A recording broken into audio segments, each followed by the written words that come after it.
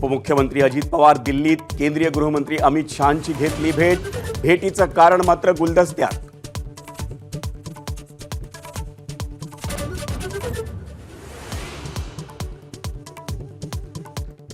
शरद पवारांच्या 7 खासदारांना सोबत येण्याची सुनील तटकरेंची ऑफर. जितेंद्र आव्हाडांचा दावा.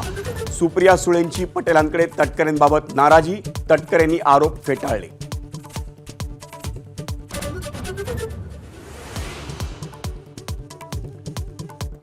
काँग्रेसच्या सोनिया दुहान यांच्यामार्फत शरद पवारांच्या खासदारांना संपर्क. खासदार अमर काळेंचा आरोप. अजितदादांच्या राष्ट्रवादीकडून खंडन.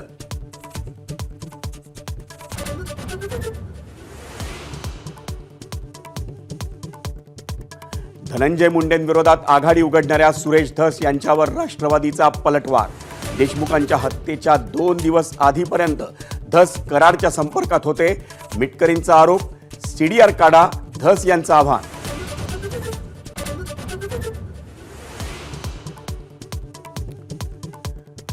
प्रवीण महाजनांच्या पत्नी सारंगी महाजन यांचे धनंजय मुंडे आणि पंकजा मुंडेंवर गंभीर आरोप. कोऱ्या कागदावर सह्या घेऊन धनंजय मुंडेंनी जमीन बळकावल्याचा दावा.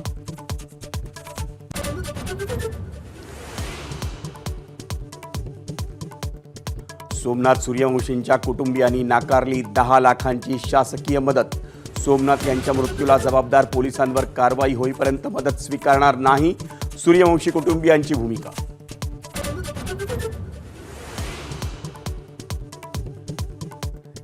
राज्यातील पवनचक्की मालकांना खंडण्यांसाठी गावगुंडांचा तगादा. शरद पवारांची मुख्यमंत्र्यांसोबत फोनवरून चर्चा.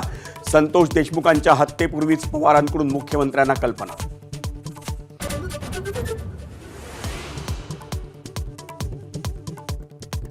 ठाकरेंच्या शिवसेनेच्या बैठकीत मनपा निवडणुकीसाठी एकला चलोरेचा सूर. काँग्रेससोबत न जाण्याची ही शिवसैनिकांची ठाकरेंना विनंती.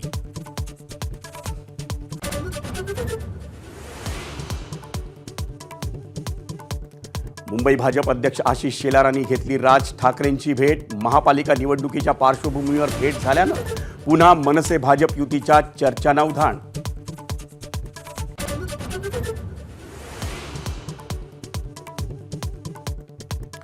सलमान खान आणि दाऊद इब्राहिमशी असलेल्या जवळीकीमुळे सिद्दीकींची हत्या. मुंबईत दहशत बसवून बिल्डरांकडून खंडणी उकळण्याचा होता बिश्नोई गँगचा कट. हत्येच्या आरोपपत्रात अनेक धक्कादायक खुलासे.